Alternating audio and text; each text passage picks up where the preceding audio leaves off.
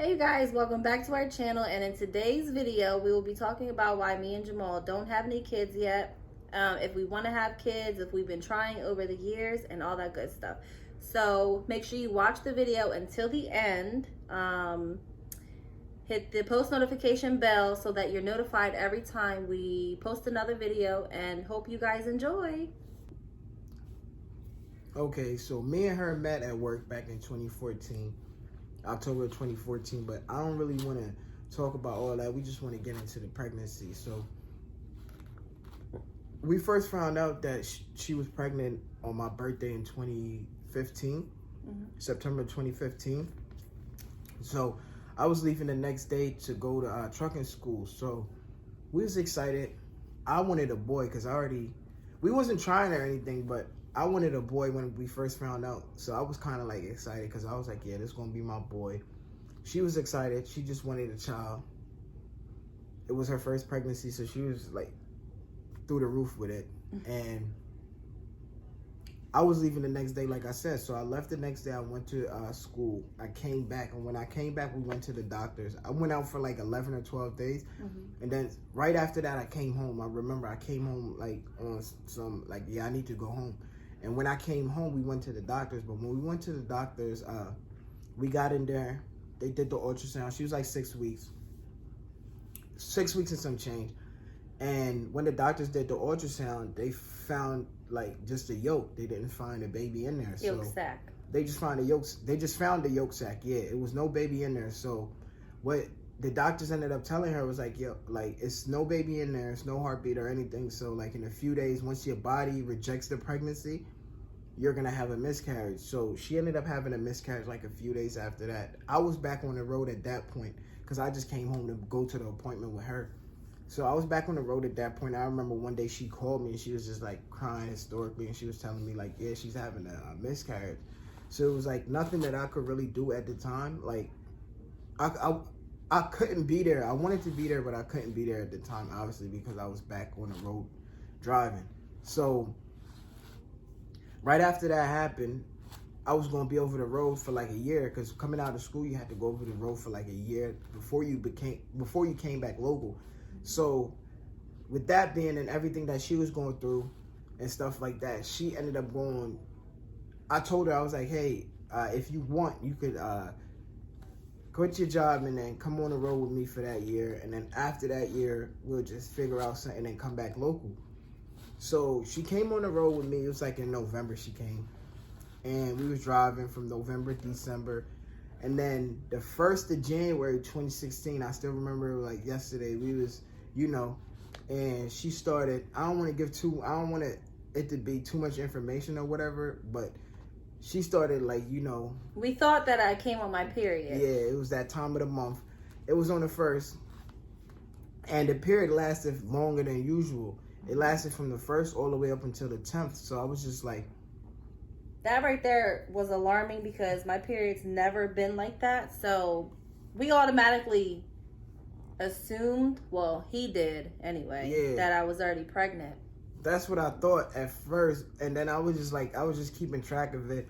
And then February came, she didn't have no period. But at this time, let me back up a little bit. We would go over the road for like 6 weeks at a time. So I'd be on the road for like 6 weeks, and then I'll come home for like 2-3 days and then go back out. So in January, it was like snowing a lot back up in the Northeast area. So I didn't really want to come home. I was just like, I'm just going to thug it out and be in the South, do loads in the South until the storm and stuff cleared back up here. So we never ended up coming back home, and we was over the road. So like I said, February came, she didn't have a period. March came, she didn't have a period. So I kept telling her, I'm like, yo, you pregnant, you gotta be pregnant. So in March, we was in Nebraska somewhere in March, and she took a pregnancy test, and we found out that she was pregnant, but we didn't come back home yet because I figured that she had got pregnant since January. So I was like, yeah, everything is gonna be good, because the first time she lost the baby like at 6 weeks. And we definitely weren't expecting to have another miscarriage because at this time we didn't know. Yeah, we didn't know about all the problems. Yeah, so it was April. She she was still pregnant. So I figured everything was good. So in May, we scheduled an appointment because we was coming back home in May. So in May, we scheduled an appointment. And I didn't know how far, we didn't know how far along she was. We just knew that she had to, I think the calculations was somewhere accurate. I can't remember, but I knew she was past at least 10 weeks. I knew that for a fact because I was figuring that it did happen in January, which it did happen in January at the same time that we guessed when it happened. That's when it really happened. Yeah. And so we get back home in May and we go to the doctor. We set up an appointment and then we come back home and then we go to the doctors. When we get to the doctors, we wait on the ultrasound tech. She comes in the room, she does the ultrasound, and now when she's doing the ultrasound, like I could read her body language. You know, like you could look at people's face and they give off like a certain type of vibe and energy. So I'm looking at her face, and by her face, she looks startled, like she looked like something's going on. So I'm like, hey, like what's going on? Like, because I'm looking at her and could just read off of her like something is not right. So she's basically telling us, hey, I can't really say too much. I can't really do too much. I just got to keep doing the scans. So she kept doing the scans. And she did them for like a while. And like, she mainly focused on the baby's, on her brain a lot. And he actually pointed that out to me. I didn't notice it because, again, like I said, that was my first ultrasound. So I didn't know what to look for. You know, I was just happy because I was seeing my baby for the first time. You know, but he knew it was something wrong. I already knew it was something wrong because of her face. I didn't know it was something wrong. I just knew it was something not right because of how she was acting. And I wasn't really paying attention to the person's face. One thing, you always got to try to like pay attention to people. So like after that, I already kind of figured it was a girl because she went through the leg part and it was nothing there. So I was like, yeah, it's another girl. So at that point, they took us downstairs. And when they took us downstairs, I was still happy. I mean, I wanted a boy, but at that point, I was just like, hey, it's going to be a girl. It is what it is, as long as the baby's good. So we get downstairs. And when we get downstairs now, it's like 3 doctors. We meet 3 doctors, a male and 2 females. And the male started talking to us first. And he was just telling us like, hey, the tech upstairs was doing the ultrasound. And she noticed a few problems. So we just wanted to talk it over with you guys to see if there's ever been a problem, like if it's a problem in your family and stuff like that. So they was telling us like the baby had on her index finger, she had like no bone right here. So her fingers was basically gonna be able to bend back like that, which that wasn't a problem. They said the baby had a hole in her heart, which that wasn't a problem neither. But the biggest problem that they was talking about was like the baby, part of the baby, front of the baby's brain, frontal lobe never grew in. That was the main problem. That was like the main problem. And at first when the doctors told us that, like, I got scared like hell because when they said the part of the brain didn't grow in, but they didn't know to what extent. They were giving us all types of possibilities that could have been wrong with the baby at that time. Yeah. Just because the brain didn't grow in. So they didn't know to what extent, how bad it was going to be, but they knew for sure that the baby was going to have some type of delay or mental retardation problem. I don't want to offend nobody, but that's the only word that I know that's the only way I know how to describe it. Yes. So they told us, they was like, hey, part of the baby's brain didn't grow in, but we don't know to what extent, and we won't be able to know until we could do an MRI on the baby's head. But she had to be 7 months at the time. She wasn't 7 months, so they couldn't do it yet. But they was telling us like, hey, I believe she's like 16 weeks at the time, almost 17. So they was telling us like, I believe like in Delaware, the cutoff point is like 19 or 20 weeks. I think it's throughout the whole nation, but we talking about Delaware. In Delaware, I think it was like 20 weeks. So you had to make a decision before that on what we wanted to do. So we basically came home that night and I told my brother, I told my sister, I told my cousin, and they was all telling me like, yo, just keep the baby, just see what's going to be wrong. Sometimes doctors could be wrong, just keep the baby. But I never went through nothing like that. I don't have no one in my family that have no type of problem like that, so I didn't know how to deal with it or cope with it. Let me stop and say, like, if it happened today, I was definitely going to keep the baby if it was today. But back then I didn't really understand and I didn't know a lot. And by the doctors just telling me that, I just assumed that they was right because they're doctors. You feel what I'm saying? So I just was like, hey, they right. But come to find out, they told my aunt some similar stuff, and her child was good. So it's just like, I feel as though like at that time the right thing was to do was to like reach out to people and talk.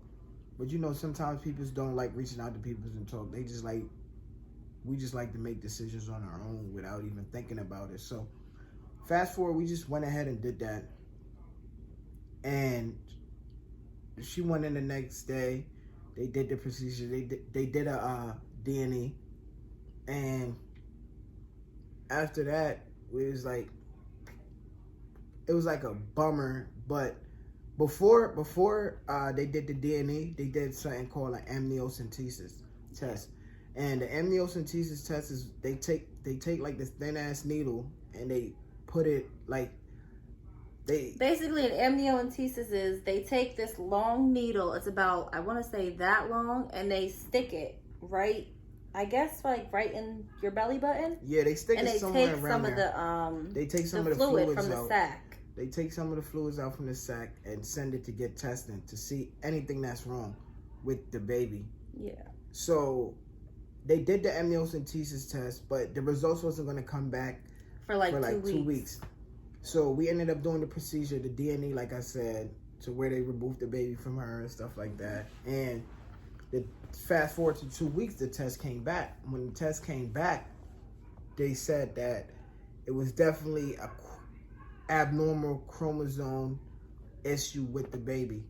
So the tests came back, and you know, everyone knows you get X amount of chromosomes from your dad, X amount from your mom. You get 23 from the dad, 23 from the mom. And where the problem occurred with the baby was part of her 5 was missing. She didn't have enough 5 from one side, and she had too much 10 from another side. Chromosomes that we talking about. So one of her chromosome 5s was good. The other one, she didn't have any. And then one of her chromosome 10 was good, and the other one, she had too much 10. So basically what happened was during contraceptions, the chromosomes broke. And when the chromosomes broke, they basically broke off and they switched places. 5 was in 10's place and 10 was in 5's place. Yours broke off and switched places. The baby's broke off and went where it never went nowhere. It just, 5 wasn't there.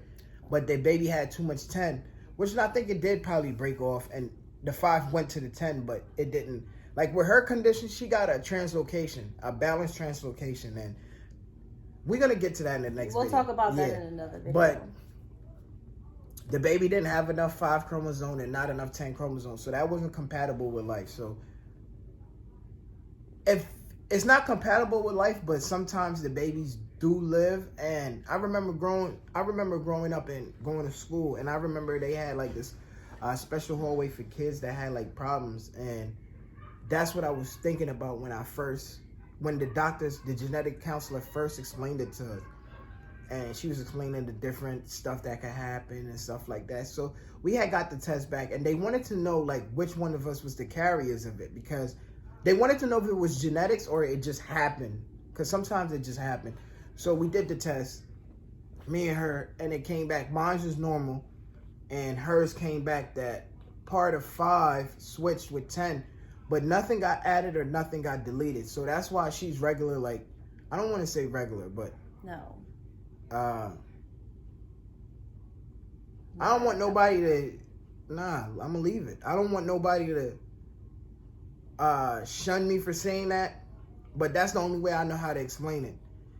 Because at contraception, her chromosome switched too, 5 and 10, but nothing got added or nothing got deleted. If you guys want, you guys could go look up balanced translocations, and they're going to give you guys information about it. But in the next video, I'm going to do it and I'm going to explain it, because I know how to explain it and I understand it. So I know how to break it down and all of that. He's done so much research. Yeah, and I did a lot of research about it. So I know how to do it. So I know how to explain it. So in the next video, I'll break it down to y'all about the problem. So we found out that she had the contraception.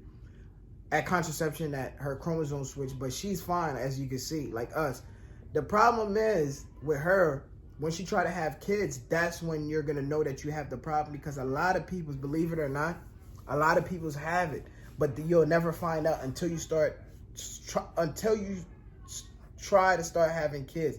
That's when you find out. And I remember a lot of people don't know about it, but I remember watching the interview with Nip, and he was talking about his grandmother having 12 miscarriages in a row before she had his mom. So between his uncle and his mom, they got a 12-year gap. And I was thinking back, like maybe his grandmother had the translocation, because that's the only way that it happens. Like you can get pregnant, like she got pregnant 10 times and had 11 kids, and all of them passed away eventually. The only one that went far was the one in 2016 that we was just explaining. So she got pregnant multiple times after that. Either it was a non-viable pregnancy, it was a what's that other pregnancy? A chemical pregnancy, or the problem always occurred because her breaks is so big. Her breaks is so big when the chromosomes line up, it can't line up properly because her breaks.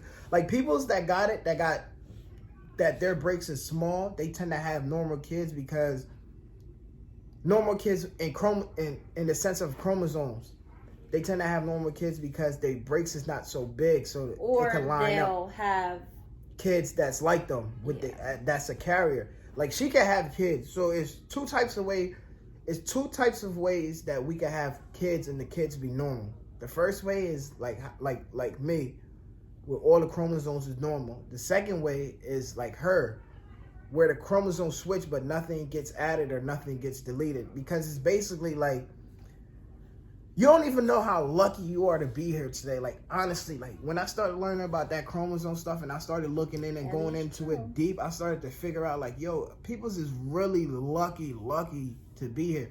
Like you're so lucky to be here, like, because a lot of stuff could happen at contraception that could take stuff left and you never know. That's why, like, I started coming up with I remember I seen a governor talking about banning abortions and stuff like that, and I was all for it, which that was selfish, because anybody could do whatever they want to do with their lives.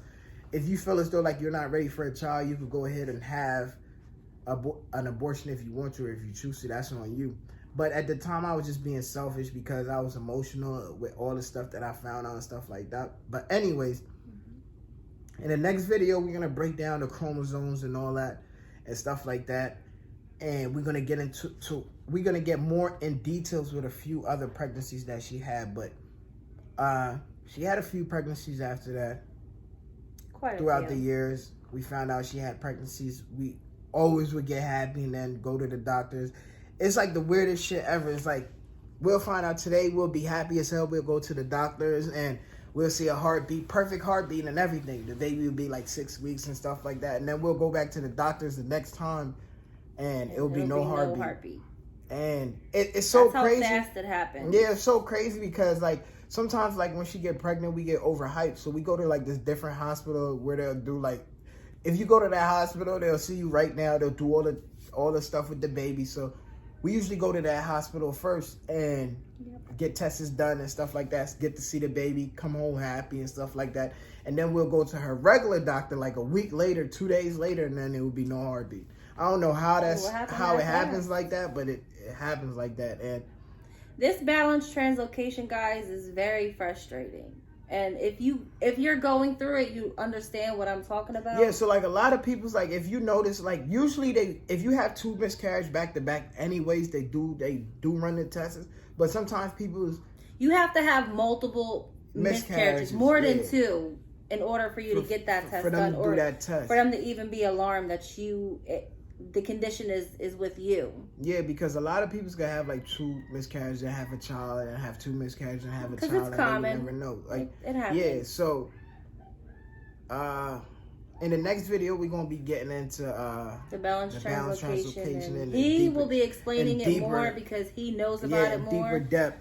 But all the pregnancies hurt the same, but the one in 2016 hit a little bit closer to home. Majority of them, the ones that we did find out, because the stuff, since they knew that she had the balanced translocation problem, every time we go to the doctors, they'll do the test to figure out why we lost the baby. So majority of the times it was girls. Yes. Out of all the pregnancies that we did find out, 70% of them was girls. We did. Maybe like 19% we never found out because some of them was chemicals. Well, we only know like about that. 2 boys, then, and that was we were pregnant with identical twins. Then she was pregnant with identical twin boys. That shit really hurt me. That was like in 2017. I didn't even want to tell him that. When the doctor told me that it was boys, I didn't even want to tell him that because I already knew how hurt that he would be. And when we went to when she got pregnant with the twins, we, like I said, we went to that first hospital first, and they was like, yeah. It's crazy because we went in there and I was like, yo, we've been talking about it like for a few days. He was joking around about it. Oh, what if you're pregnant with twins? Yeah. Only because I kept peeing more than normal. Yeah, and they said, and like, we kept joking about it. Oh, what if, he kept telling me you might be pregnant with twins. I look up stuff and they was like, and they said, like, if you see the pregnancy line is darker than usual, it could be, you could be having more than one kid. And this is no lie, you guys. And we really... the line was dark as hell, so I was like, yo, it's twins. And it's funny, when we got to the doctors, we went to the different hospital and we in the doctor's office, and I'm like, I'm just joking with her. I'm just joking with her. I'm like, yeah, it's twins, and the doctors is like, she's paused for a second. Yeah, and she's like, she's looking and she's like, it is twins, and I'm like, it's twins. She was like, it's like, two heartbeats it's two here. Heartbeats. So it was A and B, so they had the 2 heartbeats, and we went. Everything was good. The baby heartbeats was good and all that stuff. And the heart rates were at a good rate. Good rate and all that. And then the next time we went back to the doctors. It was like a week later. Yeah, it was like a week later. We went to my doctor. We went to her regular doctors. And then when we got to the regular doctors, they couldn't schedule an appointment in the doctor's office. So they scheduled us outside of the doctor's office, like right across the street from the hospital. Yeah. And when we went in there, that lady was like she was kind of rude. Yeah, rude as hell. She wouldn't let him in the back with me. I had to go back there by myself. They did it, and at that point, we were just like so used to that news. It came back that she lost the baby, and it was twins. But at that time, we didn't know what they were. We didn't know. Yeah, we didn't know what they were, and the doctors was trying to say like they might have been Siamese twins because on the ultrasound that he was looking at, conjoined twins, not Siamese twins. Yeah. Conjoined. What's Siamese? I have no idea, but conjoined twins. Yeah, conjoined twins. Yeah. The doctors like, it looked like the twins was conjoined by the hips because on the ultrasound, one of the babies was hugging the other baby, so they couldn't really tell like if they was joined together from the hips down or what the case might have been. So they noted on there like possible conjoined. But they weren't. But they weren't, because when she had the test, when she had the surgery to get them remove the babies out, and we had a D&E for that one as well. The doctors was like, hey, the twins wasn't conjoined. They was like, I guess one of them was just hugging up on the. What the doctor said, one of them was hugging up on the other one. So on the ultrasound, it looked like they was like not really hugging. They fell on top of each other. Yeah. So it made it seem like they was conjoined, but they really wasn't conjoined. And I think like that was like the hardest one of them all. And they were boys. Identical twin boys. I didn't want to tell him when the doctor told me that. Yeah, so that's basically it for right now. But in the next video, we're going to get into, like I said, the translocation. Are we trying the different options that the doctors gave us? They definitely don't want us to try anymore because the doctors... They basically just said we should just do IVF because at this point... We 0 for 10. Yeah. Well, 0 for 11. She got pregnant 10 times. I think it's 12 now. Or is it 11? Honestly, it's we 10. lost count. I know it's 10, but she had 11 kids because of the twins. It was 2. Okay. So it was it was 11 pregnancies, like I said. Not all pregnancies. Some of them was chemicals, like stuff like that. But she got pregnant 11 times that we know of. Mm-hmm. And maybe more. Who knows?